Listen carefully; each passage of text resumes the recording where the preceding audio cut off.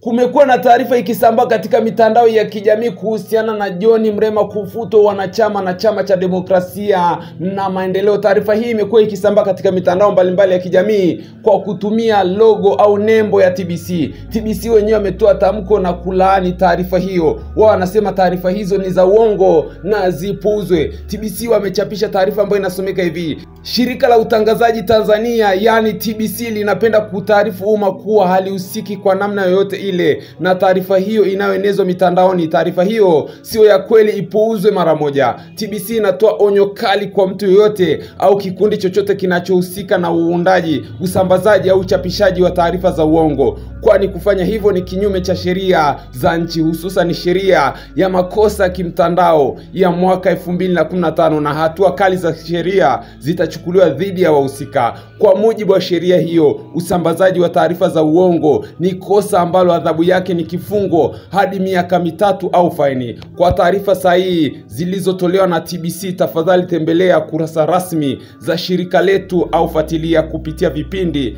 na taarifa zetu halali za habari. Hii ni nukuu kutoka ukurasa wa TBC kuhusiana na taarifa ambayo inasambaa katika mitandao ya kijamii ikitumia jina la TBC, kumbe ni akaunti feki na habari ni za uongo. TBC wanatoa onyo kali na kulaani watu ambao wanahusika kusambaza taarifa hizo. Je, una mtazamo gani katika hili? Acha komenti yako na subscribe kwa taarifa nyingi zaidi.